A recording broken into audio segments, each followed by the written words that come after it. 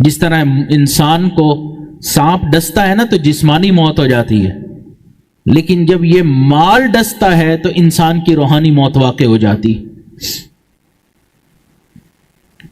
اب مال ڈستا کیسے کہ کئی مرتبہ انسان کے پاس مال آتا ہے، انسان اپنی اوقات بھول جاتا ہے، بڑے بڑے بول بولنا شروع کر دیتا ہے۔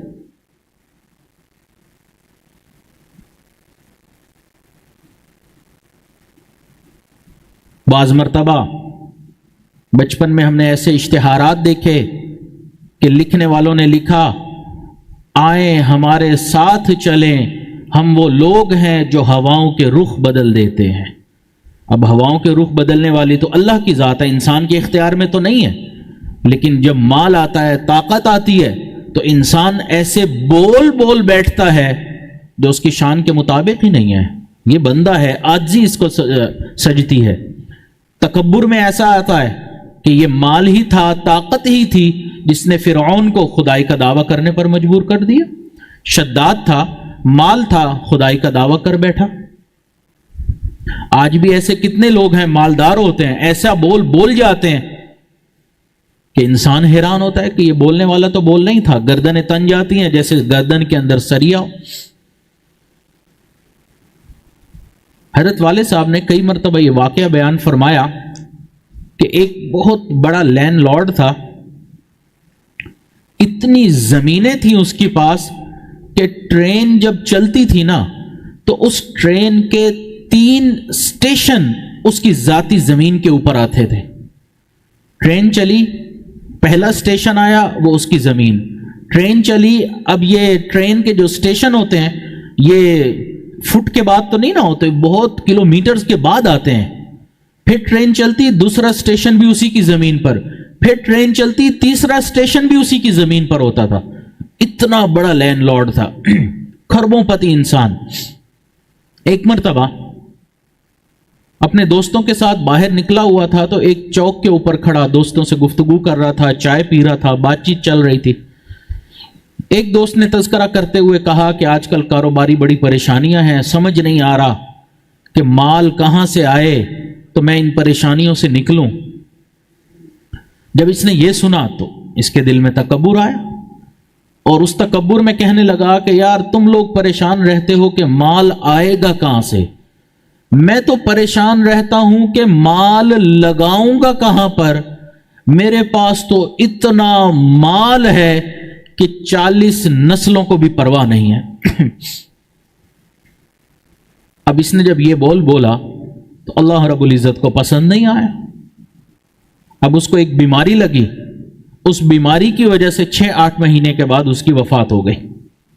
اب ایک ہی بیٹے کی عمر 18-19 سال، اب جوان العمر بیٹا 18-19 سال، اربوں خربوں روپیہ اور اتنی زمین اس کو مل گئی، وہ اس کا وارث بن گیا۔ جب اتنی دولت ہاتھ آئی تو گناہ کے راستے بھی کھل گئے۔ جب گناہ کے راستے کھلے تو جوانی تھی، پیسہ تھا، وہ ان گناہوں میں لگ گیا۔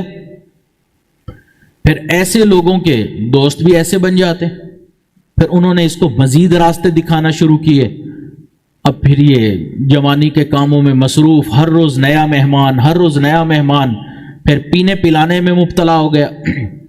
پھر کچھ دوستوں نے اس کو باہر ملک کا راستہ دکھایا کہ تم یہاں کیا کر رہے ہو، وہاں جاؤ، وہاں کلب ہوتے ہیں، یہ ہوتا ہے، وہ ہوتا ہے۔ اب اس کی یہ عادت بن گئی کہ اس نے باہر ملک کے چکر لگانا شروع کر دیے۔ 1-2-3 مہینے کے لیے باہر جاتا، خوب انجوائے کرتا، لاکھوں کروڑوں روپیہ لوٹاتا، پھر واپس آتا۔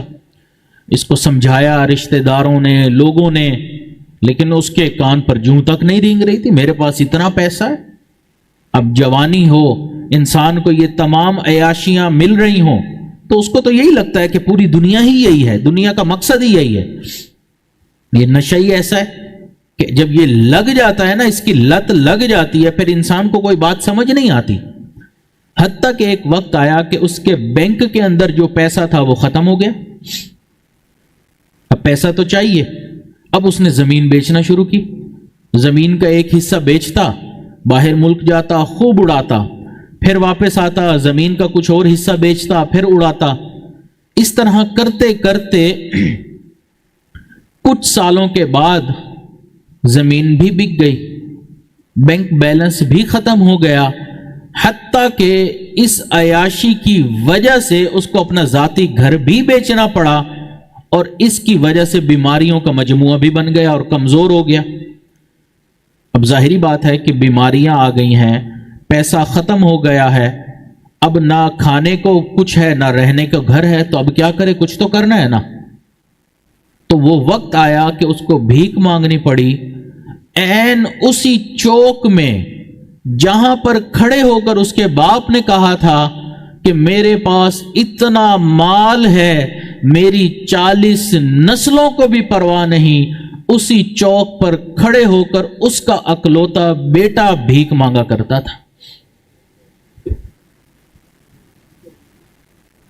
تو جب اللہ رب العزت انسان کے حالات کو بدلتا ہے، پھر ایسے معاملات بھی ہو جاتے ہیں۔